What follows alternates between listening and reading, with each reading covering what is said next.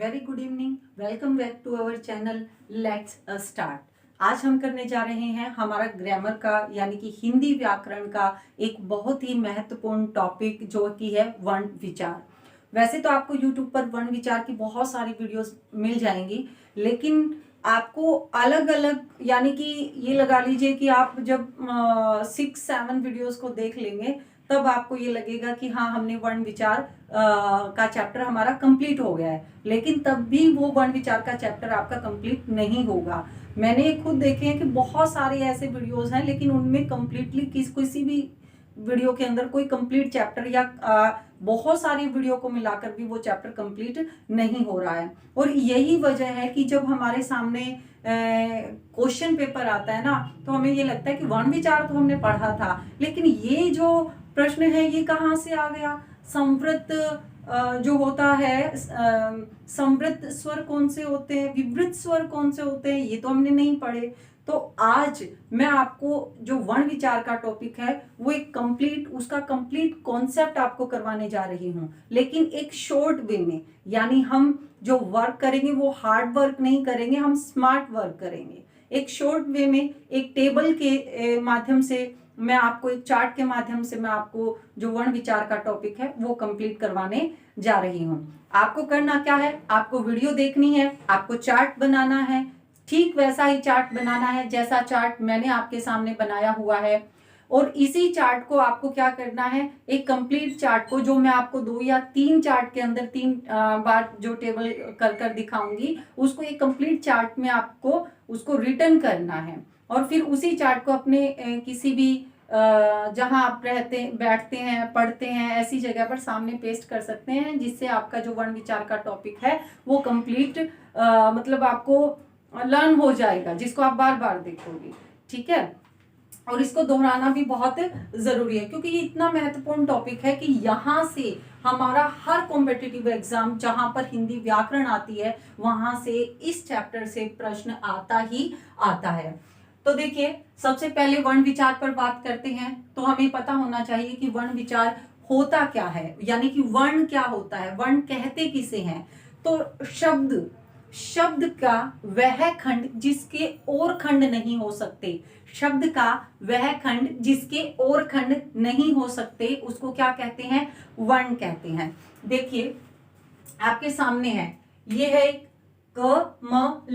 कमल। वर्णों से मिलकर क्या बनते हैं, शब्द बनते हैं। ये हमारा शब्द बन गया। अब शब्द का खंड, ये क है, और क को हमने क्या कर दिया भाई, क के प्लस में अ, यानी कि क का हमने खंड कर दिया। इसका जो वर्ण है, इसका जो खंड है, खंड का मतलब एक वर्ण, एक टुकड़ा, और उस टुकड़े के हमने टुकड़े कर दिए। इससे ज्यादा इसके क्या नहीं हो सकते भाई, टुकड़े नहीं हो सकते। यानी शब्द का वह खंड, वह टुकड़ा जिसके और टुकड़े नहीं हो सकते, उसको क्या कहते हैं, वर्ण कहते हैं। डेफिनेशन आना बहुत जरूरी है, क्योंकि देखिए, जो एचटेट है उसका जो बदलता हुआ पैटर्न है, उसमें हम ये नहीं सोच सकते कि सिर्फ यही पूछा जाता है, पहले यही पूछा जाता रहा है, पता नहीं कहाँ से किस तरह से प्रश्न बनाता है।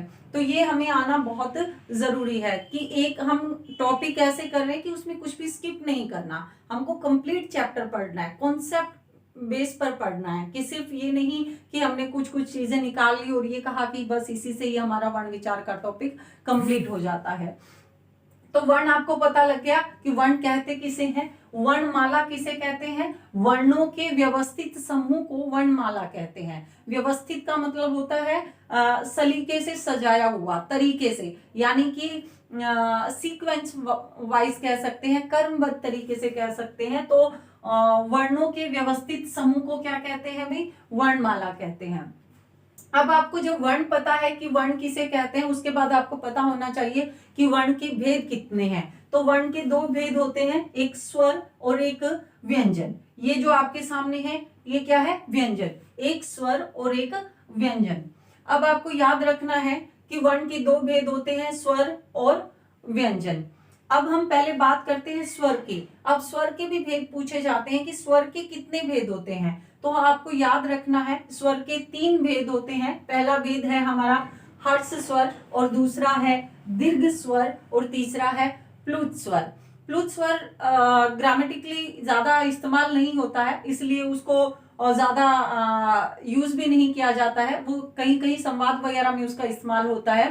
तो हमें क्या करना है, याद क्या रखना है, हमको ह्रस्व स्वर याद रखना है। क्या याद रखना है, ह्रस्व स्वर। और क्या याद रखना है, दीर्घ स्वर। ह्रस्व स्वर किसे कहते हैं, देखिए ह्रस्व स्वर उसको कहते हैं जिसको बोलने में कम समय लगता है, जिसको जिन स्वरों के उच्चारण में समय क्या लगता है, कम लगता है, उनको ह्रस्व स्वर कहते हैं। जैसे कि अ, ई, उ और री, ये 4 स्वर हैं, ये 4 स्वर हैं जिनको क्या कहा जाता है, ह्रस्व स्वर कहा जाता है। अब आपसे प्रश्न में ये पूछा जा सकता है कि कुल ह्रस्व स्वर कितने होते हैं, तो आपको पता होना चाहिए 4 होते हैं। और आपसे ये भी पूछा जा सकता है कि 4 वर्ण देकर ये पूछा जा सकता है कि इनमें से ह्रस्व स्वर कौन सा है, जिसके अंदर 3 आपके दीर्घ स्वर डाल दिए जाएंगे और 1 आपका ह्रस्व स्वर डाल दिया जाएगा, और आपसे पूछ लिया जाएगा कि इनमें से ह्रस्व स्वर कौन सा है। तो आपको ये पता होना चाहिए कि ये जो हमारे 4 वर्ण हैं, 4 स्वर हैं, वो हमारे ह्रस्व स्वर हैं, अ, ई, उ और री। अब दीर्घ स्वर क्या होते हैं भाई, ह्रस्व स्वर को जितना बोलने में समय लगता है, जब स्वरों के उच्चारण में ह्रस्व स्वर से दुगना समय लगता है बोलने में, ठीक है, तो उसको क्या कहते हैं, दीर्घ। दीर्घ का मतलब होता है लंबा, ज्यादा समय, ठीक है, दीर्घ स्वर कहते हैं। अब दीर्घ स्वर देखिए आपको ऑटोमेटिकली पता लग जाएगा कि ये ह्रस्व क्यों है, ये दीर्घ क्यों है, ये अकेले हैं, ये किसी के मेल से नहीं बने हैं। जबकि दीर्घ स्वर क्या है भाई, दीर्घ स्वर किससे मेल से बना है, स्वर से मिलकर, यानी 2 स्वरों के मेल से दीर्घ स्वर बनता है, इसलिए इनको बोलने में ज्यादा समय लगता है और इसीलिए इनको दीर्घ स्वर कहा जाता है। इनकी मात्राएं भी क्या होती हैं भाई, बड़ी मात्रा होती है। जैसे कि अ प्लस ई, ए, अ प्लस ओ, औ, ई प्लस ई, अ प्लस उ, ओ प्लस उ, अ प्लस ए, ऐ। तो ये हमारे 7 हैं। आपसे पूछा जा सकता है कि दीर्घ स्वर कुल कितने हैं, तो आपको याद रखना है 7 है। अब अगर आपको स्वर पता है कि स्वर कौन कौन से हैं, तो आप इजीली, आपको बस अगर स्वर का पता है कि आपके स्वर कुल कितने होते हैं भाई, 11 स्वर होते हैं। कुल कितने स्वर होते हैं, 11। लेकिन आप यहाँ देख रहे हो कि स्वरों की संख्या कितनी है, यहाँ पर हम ये कह रहे हैं कि स्वरों की संख्या कितनी है, 13 है। अब 11 स्वर होते हैं तो स्वरों की संख्या 13 कैसे है, इसमें ये समझने वाली बात है कि जो ये 11 स्वर होते हैं, इसके अंदर ये जो 2 स्वर होते हैं, इनको शामिल नहीं किया जा सकता, इन्हें किया ही नहीं जाता, ठीक है। इसे ना तो स्वरों में शामिल किया जाता है, ना ही इनको व्यंजन में शामिल किया जाता है, इसलिए इन्हें अयोगवाह स्वर कहा जाता है, ठीक है। इसका आगे डिटेल में आपको बताऊंगी अयोगवाह स्वर की, लेकिन अभी आपको ये पता होना चाहिए कि हमारे कुल स्वर कितने हैं, 11 स्वर हैं। कौन कौन से हैं, अगर आपको ये 11 स्वर पता है तो आप इजीली पहचान लोगे। आपको सिर्फ ह्रस्व स्वर याद रखने हैं। ह्रस्व स्वर 4 हैं, संख्या में कम है, इसलिए हमको इजीली याद रह सकते हैं। ह्रस्व स्वर अगर हमें याद रह जाते हैं तो दीर्घ स्वर हमें अपने आप पता लग जाते हैं। इसके बाद हम आते हैं व्यंजन पर। देखिए व्यंजन कुल कितने होते हैं, अगर आपसे मूल व्यंजन पूछा जाता है कि मूल व्यंजन कितने होते हैं, तो आप क्या बताएंगे, आपके मूल व्यंजन कितने हैं, 33। मूल व्यंजन कितने हैं, 33, यानी कि 33 आपके मूल व्यंजन है। लेकिन अगर आपसे पूछा जाए कि कुल व्यंजन कितने हैं, तो आपके कुल व्यंजन कितने हैं, 39। कैसे बनते हैं 39, वो मैं आपको अभी एक्सप्लेन करूंगी। कुल व्यंजन कितने हैं, 39। लेकिन आपसे अगर पूछा जाता है कि वर्णों की, कुल वर्णों की संख्या क्या है, कुल वर्णों की संख्या क्या है, तो आपकी क्वेश्चन में आंसर आएगा 52। 3 चीजें आपको बहुत जरूरी है याद रखनी। मूल वर्ण, अगर मूल व्यंजन पूछे जाए 33, अगर आपसे कुल व्यंजन पूछे जाए 39, और अगर आपसे कुल वर्ण पूछे जाए तो कितना बनेगा, 52। ये तीनों आपको याद रखने हैं। अब ये बनते किस तरीके से हैं, ये आपके व्यंजन है, इनको वर्ग से पहचाना जाता है, जैसे कि क वर्ग, च वर्ग, त वर्ग, ट वर्ग, इस तरीके से। तो ये आपके व्यंजन है, ये इन्हें पंचम वर्ण कहा जाता है, ये भी व्यंजन में ही शामिल है, जैसे कि क, ख, ग, घ, ण, ये क्या है, ण। तो ये क्या है, हमारे पंचम वर्ण है, क्या है, पंचम वर्ण। तो ये 5 जो वर्ण है, ये इस तरीके से आपके सामने है, ये व्यंजन है। ये कुल क्या है 25 व्यंजन है जो इससे ऊपर है। क्या है 25 व्यंजन है जिनको हम स्पर्श व्यंजन कहते हैं, जिनको हम स्पर्श व्यंजन कहते हैं। ये मैं आपको डिटेल में बताऊंगी कि इन्हें स्पर्श व्यंजन क्यों कहा जाता है। अब हमें याद रखना है 25 हमारे क्या है स्पर्श व्यंजन है। 25 में अब यहाँ देख लीजिए मैंने आपको यहाँ पर बता रखा है 25 में प्लस हमने कर दिए 4 कौन से है अभी हमारे अंतस्थ व्यंजन है। इन्हें अंतस्थ क्यों कहा जाता है ये भी मैं आपको आगे डिटेल में बताऊंगी। 4 कितने हैं अंतस्थ व्यंजन है तो हमने प्लस में 4 कर दिए हैं। इसके बाद उष्म व्यंजन है, उष्म व्यंजन हमारे कितने हैं, उष्म व्यंजन भी हमारे 4 हैं, श, श, स और ह। ठीक है, इस प्रकार से 25 में हमने प्लस 4 किया, कुल मूल व्यंजन कितने हो गए हमारे 33। तो हमसे पूछा जाए कि मूल व्यंजन कितने, मूल का मतलब होता है शुरुआत से, जो व्यंजन हमारे पास शुरुआत से चले आ रहे हैं। ठीक है, तो मूल व्यंजन हमारे कितने हैं 33। एक प्रश्न और भी पूछा जाता है कि हमारी जो भाषा है मूल भाषा कौन सी है, तो याद रखिएगा कि मूल भाषा अगर पूछी जाती है तो वो हमारी है मौखिक, क्योंकि इंसान पहले बोलना सीखता है, लिखना बाद में सीखता है। मूल भाषा कौन सी होती है, मौखिक होती है। अगर स्थायी भाषा पूछा जाए तो वो होती है लिखित।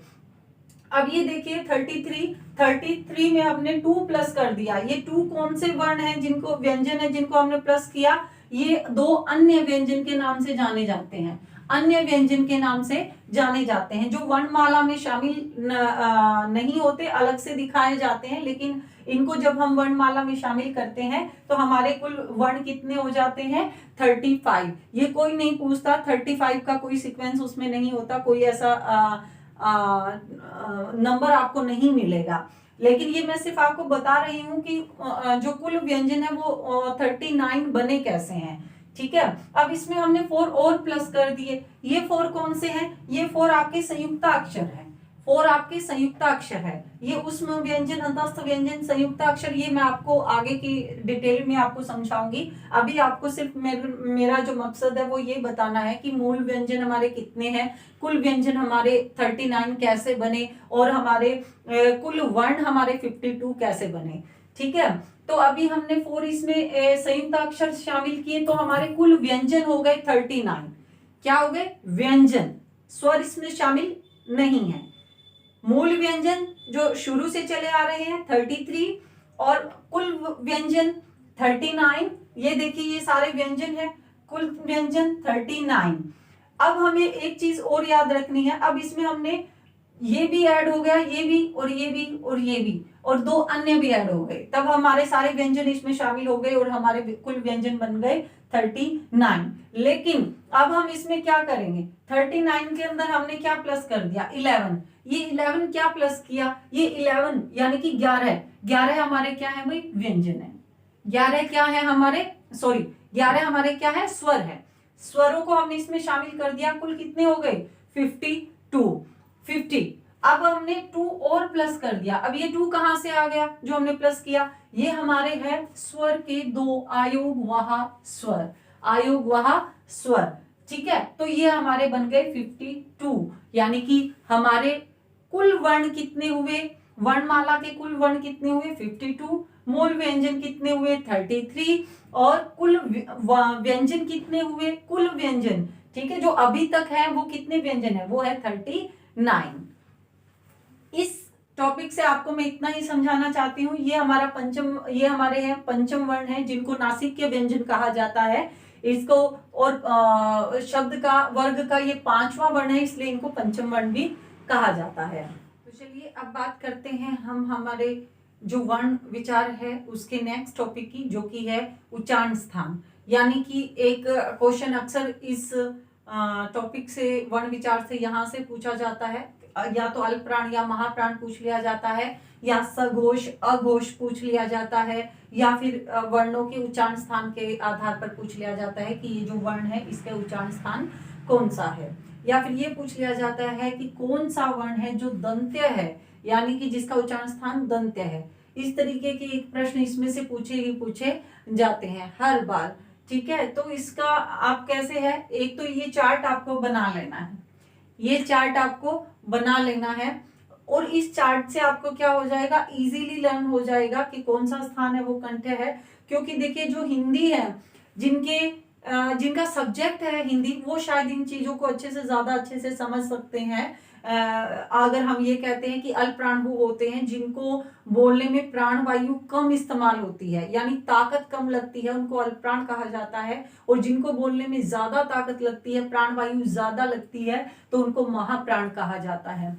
ये हम तो जान सकते हैं, लेकिन जो कुछ ऐसे स्टूडेंट जिनका सब्जेक्ट अलग होता है और हिंदी सिर्फ कॉम्पिटिटिव एग्जाम के लिए ग्रामर वो पढ़ते हैं, तो उनके लिए बहुत मुश्किल होता है इन चीजों के आधार पर ये पता लगाना कि ये अल्प प्राण है और ये महाप्राण है। तो उनकी स्पेशल उनके लिए ये चार्ट है इस तरीके से, ताकि वो पता लगा सके कि ये अल्प प्राण है, ये महाप्राण है, ये सघोष है, ये अघोष है। देखिए ये जो वर्ग है, इसको वर्ग बोलेंगे हम, ये क वर्ग है, ठीक है। तो यहाँ वर्ग का पहला अक्षर, वर्ग का पहला वर्ण, तीसरा वर्ण और पांचवा वर्ण क्या है, अल्प प्राण होगा। और वर्ग का दूसरा वर्ण और वर्ग का चौथा वर्ण महाप्राण होगा। तो पहला वर्ण मतलब ये सब पहले वर्ण में शामिल है, यहां तक ये पहले वर्ण में शामिल है, ठीक है। वर्ग हम यहीं तक लेते हैं, वर्ग हम यहां तक लेते हैं, ये वर्ग है हमारा, ठीक है। तो ये वर्ग है हमारा, ये यहां तक ये वर्ग है हमारा, ठीक है। तो इस वर्ग में ये पहले वर्ग के पहले वर्ण है, तो ये क्या हुए, अल्प प्राण हुए। ये दूसरा है तो महाप्राण, तीसरा है तो ये अल्प प्राण, और चौथा है तो ये महाप्राण, और पांचवा है तो ये अल्प प्राण। अब इसी तरह से हर वर्णमाला का पहला वर्ण और दूसरा वर्ण क्या होता है, अघोष होता है। क्या होता है, अघोष। और तीसरा, चौथा और पांचवा वर्ण होता है वो सघोष होते हैं तीनों, ठीक है। तो इस टेबल से आपको इतना तो याद हो गया, अल्प प्राण कौन से होते हैं और महाप्राण कौन से होते हैं, अघोष कौन से हैं, सघोष कौन से है। अब कुछ स्टूडेंट्स को ये कंफ्यूजन रहती है कि वो अक्सर ये कहते हैं कि हमें यही याद नहीं रहता कि पहला वर्ण अल्प प्राण है या महाप्राण है। अगर पहले वाला याद रह जाए तो हमें आगे का याद रह सकता है।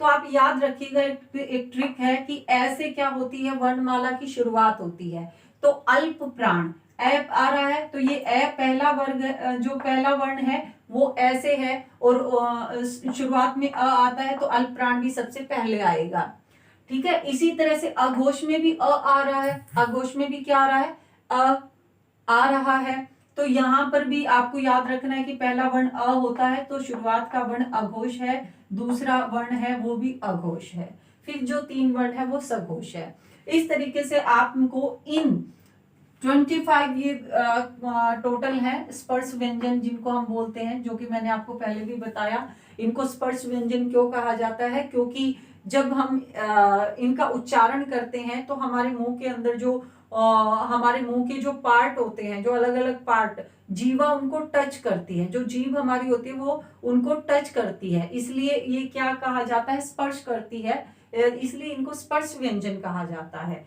ये 25 जो आपके सामने है इनको क्या कहा जाता है, स्पर्श व्यंजन। इन दो है जो ये है, इसको आगत स्वर, आगत वर्ण कहा जाता है। इन दोनों को भी इसी में शामिल कर लिया जाता है।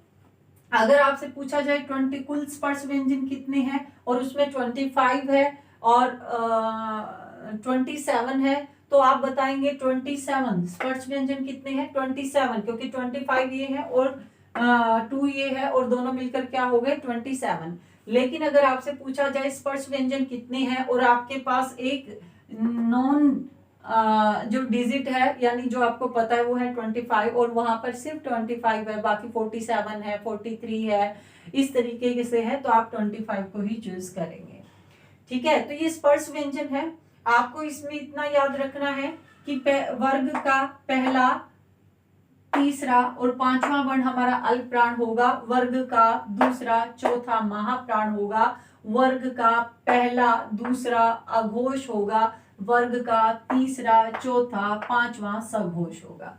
अब इतने में से आपको कुछ भी, कोई भी उठाकर वर्ण दे दे, आप इजीली बता दोगे कि ये अल्प प्राण है या महाप्राण है, ये सघोष है या अघोष है। अभी हम इन्हीं 25 पर बात कर रहे हैं, ठीक है।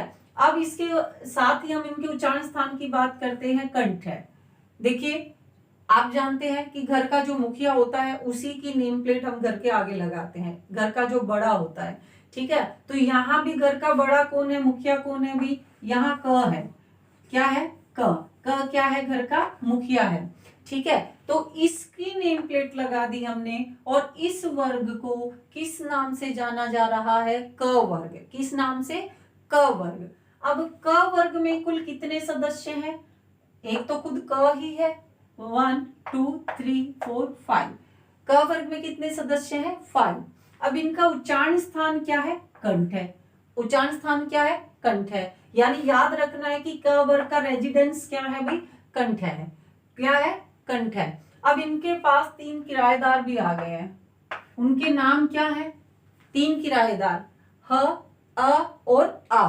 ये तीनों का भी उच्चारण स्थान अब रेजिडेंस क्या हो गया, कंठ हो गया। यानी अगर इनका भी एड्रेस आपसे कोई पूछेगा तो आप क्या बताओगे, ये तीनों कहाँ रहते हैं, कंठ में रहते हैं, ठीक है। तो इस तरीके से आपको ये चीजें, ये टेबल इस तरीके से याद हो जाएगी, जहां पर हमारे जो स्वर हैं उनका भी उच्चारण स्थान आपको बताया जा रहा है। जो ह है ये हमारी स्वर तंत्र भी बोला जाता है, इसको स्वर तंत्र वर्ण। देखिए याद रखिए, स्वर तंत्रिका वर्ण भी बोला जाता है, स्वर तंत्रीय वर्ण भी बोला जाता है, स्वर तंत्र वर्ण भी बोला जाता है, और कालिक्य वर्ण भी बोला जाता है, क्योंकि ये कंठ से भी बोला जाता है। अब इसमें स्वर तंत्र वर्ण क्या होता है, यानी कि आपके गले में जिस तरह से आप जानते हैं सितार होता है, गिटार होता है, उसको जब हम इस तरीके से छूते हैं तो क्या होता है, उसमें ध्वनि उत्पन्न होती है ना। उसी तरीके से जब हम बोलते हैं तो हमारे गले के अंदर कुछ तारें होती हैं, ठीक है, बहुत पतली बारीक तारें होती हैं, जिनके अंदर क्या होता है, कंपन होता है, और कंपन से क्या उत्पन्न होता है, ध्वनि उत्पन्न होती है।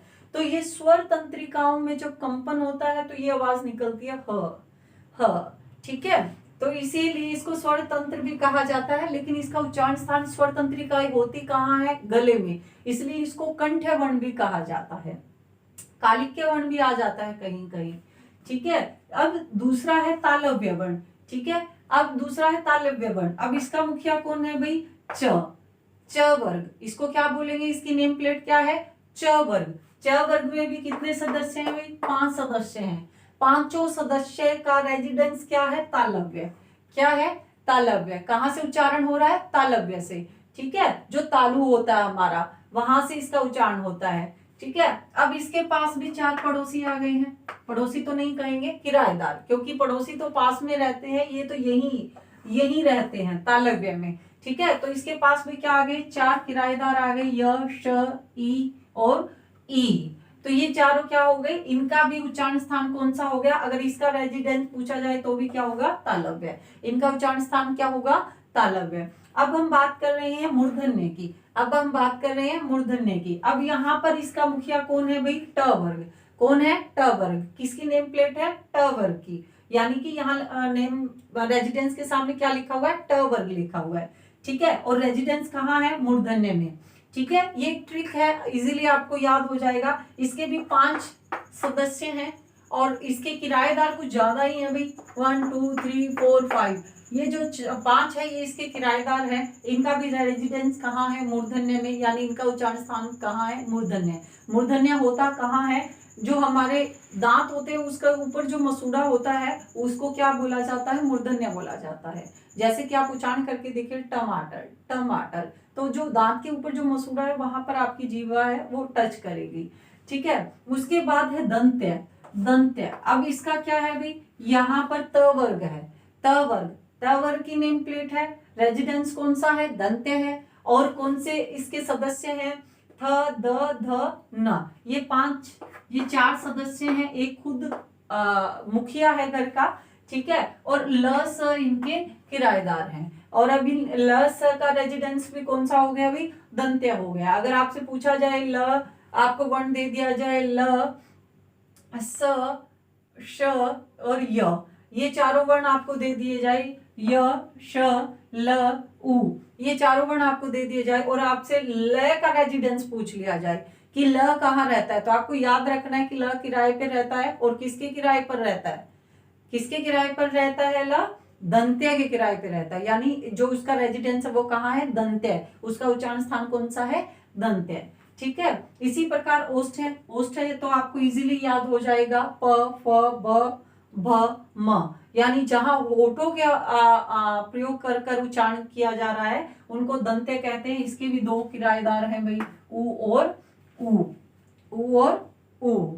ठीक है। इस तरीके से आपको ये टेबल है, इससे आपको लगभग इसमें आपके स्वर भी काउंट हो गए हैं, आपके जो व्यंजन काउंट हो गए हैं, स्वर भी काउंट हो गए हैं, आपके उष्म व्यंजन भी इसमें काउंट हो गए हैं, आपके जो अंतस्थ व्यंजन है वो भी इसमें काउंट हो गए हैं।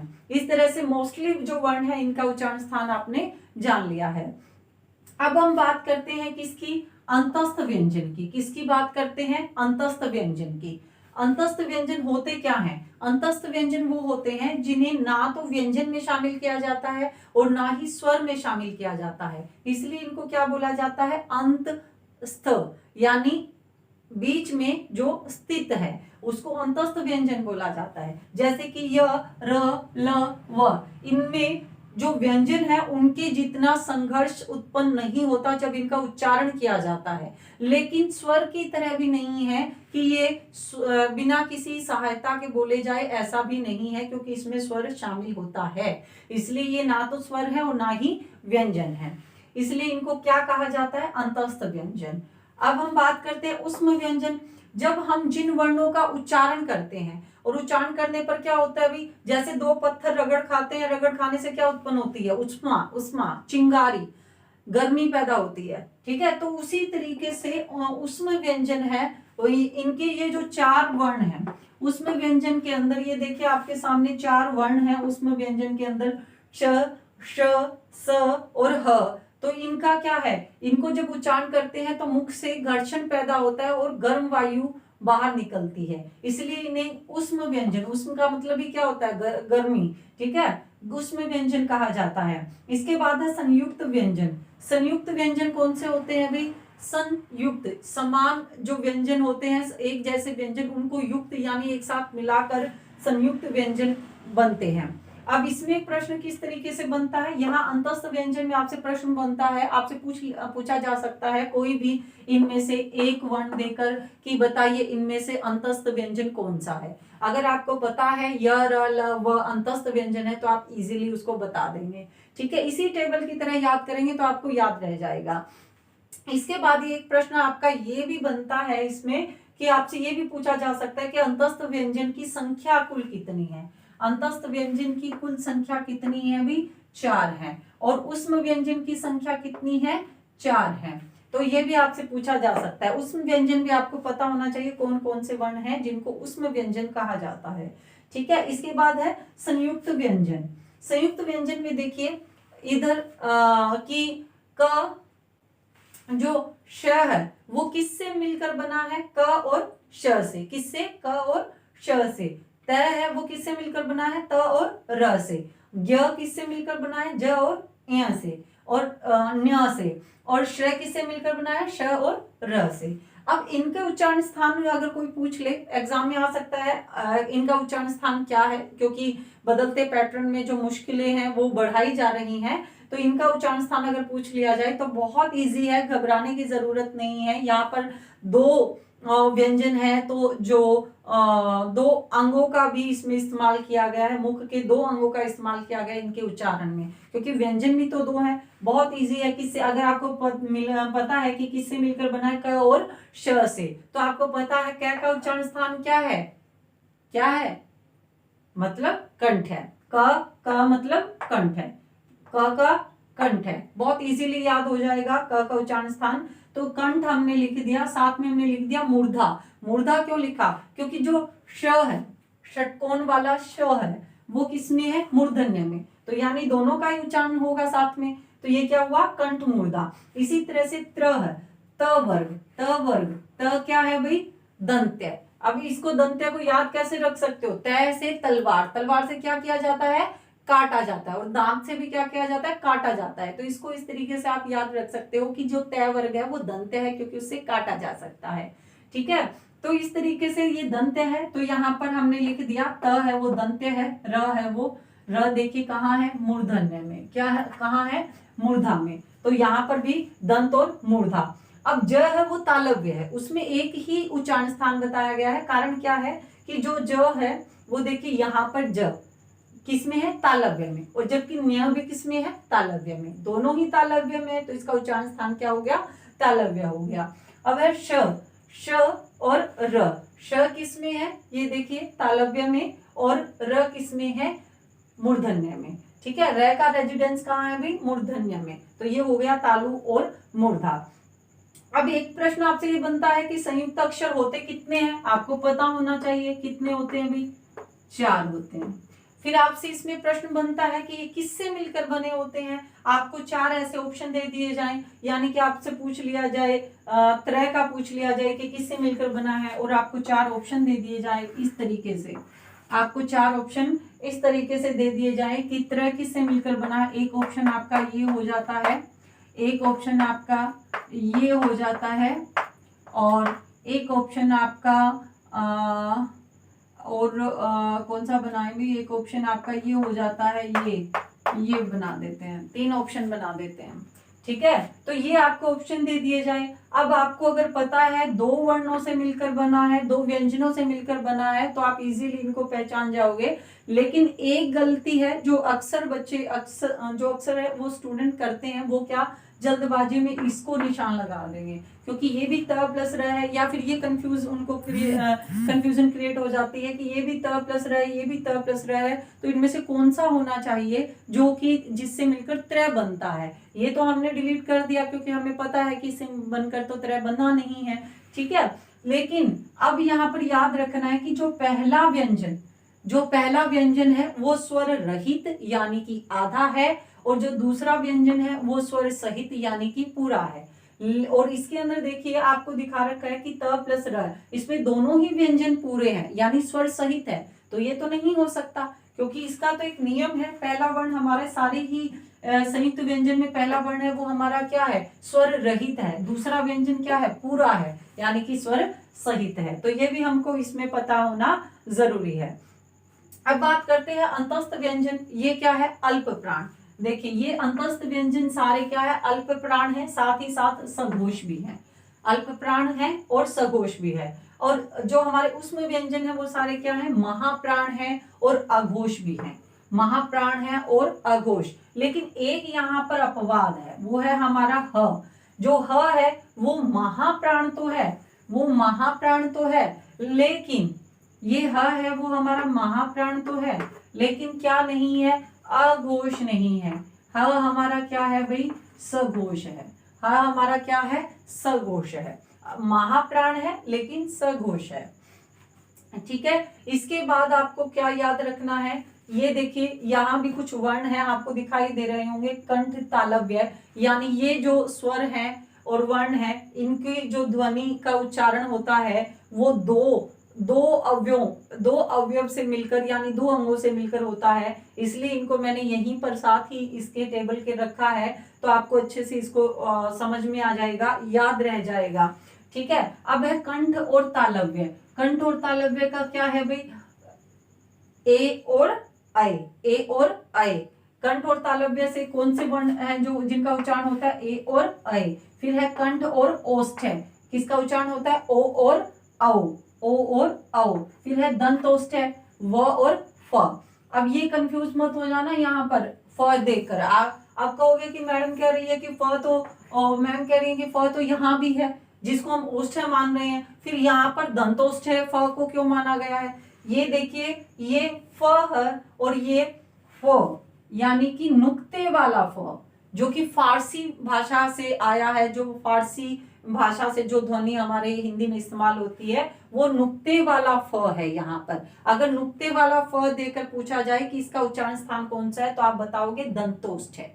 क्या बताओगे, दंतोष्ठ है, ठीक है। और व यहाँ कहीं भी शामिल नहीं है, किसी में भी शामिल नहीं है व, तो व का उच्चारण स्थान क्या है, दंतोष्ठ है, ठीक है। आगे है वत्सर्य। वत्सर्य होता क्या है? वत्सर्य होता है कि जो दांतों का मूल स्थान, यानी दांतों के जो नीचे का हिस्सा है, मूल दंत मूल है, उसको वत्सर्य बोला जाता है। इसके लिए 4 व्यंजन है जिनका इस्तेमाल होता है, जैसे स, ज, र, ल। सजरल, इनको हम सजरल के नाम से याद रख सकते हैं। दांतों के मूल स्थान से आपको यहाँ दिख रहा होगा, इसमें र मूर्धन्य के अंदर भी आया हुआ है, लेकिन इसको दांतों के मूल स्थान से, जैसे कि रथ, जैसे कि रथ, रथ बोलते हैं तो ये क्या आता है? दांतों के पास आता है, लेकिन इसका जो उच्चारण है वो इसके अंदर भी किया जाता है, स ज रल। ठीक है, तो इसको दंत मूल भी माना जा गया है र का, क्योंकि र है वो एक तरह का र नहीं होता, एक आधा र भी होता है, एक पूरा र भी होता है।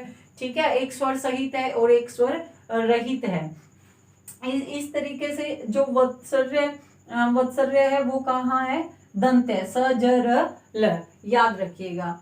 तो आज अब ये जो हमारा चार्ट है, इसका आप एक स्क्रीनशॉट ले सकते हैं। आपको ये इसी तरीके से आपको ये बनाना है। ये एक और चीज है, याद रखिए, ये हमारे पंचम वर्ण है। ये हमारे क्या है? पंचम वर्ण, जो मैंने आपको पहले भी बताया है। और इनको हम क्या कहते हैं? नासिक्य व्यंजन। इनको हम क्या कहते हैं? नासिक्य व्यंजन। यहां मैं लिख देती हूं नासिक्य व्यंजन। ये हमारे क्या है? नासिक्य व्यंजन। ये जो है वो हमारे क्या है? नासिक्य व्यंजन, क्योंकि इनकी जो ध्वनि, जो उच्चारण होता है वो नाक से होता है। इनको पंचम वर्ण बोला जाता है, अनुस्वार के रूप में इनका इस्तेमाल किया जाता है, इसलिए इनको क्या बोला जाता है? पंचम वर्ण बोला जाता है। अब हम बात कर रहे हैं एक अंग है जो हमने अंगूर होता है, अंग। ये भी हमारा, इसकी ध्वनि उच्चारण भी हमारा कंठे ही होता है। ठीक है, और इस तरीके से ये आपका एक टेबल चार्ट कह सकते हो आप इसको, इसका एक स्क्रीनशॉट लेके रख लीजिए और इसकी प्रैक्टिस कीजिए। वर्णमाला आपको याद होनी चाहिए, क्योंकि वर्णमाला के ऊपर आपके 3 बहुत ही महत्वपूर्ण टॉपिक हैं जो वर्णमाला पर टिके हुए हैं। यानी वर्णमाला अगर आपको आती है तो आपको संधि समझ में आएगी, अगर वर्णमाला आपको आती है तो आपको शब्दकोश समझ में आएगा, अगर आपको वर्णमाला आती है तो आपको वर्ण विचार समझ में आएगा। आपका बेस क्लियर होना बहुत जरूरी है। और समझ सकते हैं कि अब तो वर्णमाला मतलब जैसे जैसे हम बड़े होते हैं, फोन का इस्तेमाल करते हैं, तो हमें अल्फाबेट तो, इंग्लिश के अल्फाबेट तो याद रहते हैं, लेकिन वर्णमाला याद नहीं रहती। तो इसको याद करना बहुत जरूरी है आगे के जो टॉपिक है उनको क्लियर करने के लिए। तो इस तरह से ये हमारा वर्ण विचार है, लेकिन अभी ये वर्ण विचार हमारा कंप्लीट नहीं हुआ है। नेक्स्ट जो आपका हमारा जो नेक्स्ट स्टेप रहेगा, उसके बाद हमारा जो वर्ण विचार है वो कंप्लीट हो जाएगा, लेकिन बहुत कम समय में कंप्लीट हो रहा है। अदरवाइज अगर आप इस चैप्टर को देखते हैं तो ये बहुत बड़ा है, इसके अंदर बहुत कुछ है, और हमने बिना कुछ स्किप किए ये सारा चैप्टर हम कर रहे हैं। कुछ भी स्किप नहीं करेंगे, जो कुछ भी इसमें शामिल है वो सब कुछ हम पढ़ेंगे। उम्मीद करती हूँ कि आपको वर्ण जो है अच्छे से समझ आया होगा, लेकिन समझ आने का फायदा तब होगा जब आप इसे 1 या 2 बार समझेंगे, दोबारा बार बार समझेंगे, और जब आपको चीजें समझ आ रही हैं तो आप उसकी एक रिटन प्रैक्टिस करेंगे। एक बार देख के चार्ट बनाएंगे, एक बार फिर बिना देखे उसका चार्ट बनाएंगे। देखिए 1 या 2 नंबर से हम एचटेट में रह जाते हैं, तो ये सोचकर कभी भी मत पढ़िएगा कि इतना तामझाम, मैं इसमें से कोई एक क्वेश्चन आएगा और इसके लिए मैं इतना तामझाम करूंगा। ये सोचकर पढ़िएगा कि वो 1 नंबर अगर मेरे इतना तामझाम करने से मुझे मिल रहा है, जो मुझे मेरा एचटेट क्लियर करवा देगा, मेरा स्क्रीनिंग क्लियर करवा देगा, तो मैं इसके लिए ये सब करने के लिए तैयार हूँ। All the best.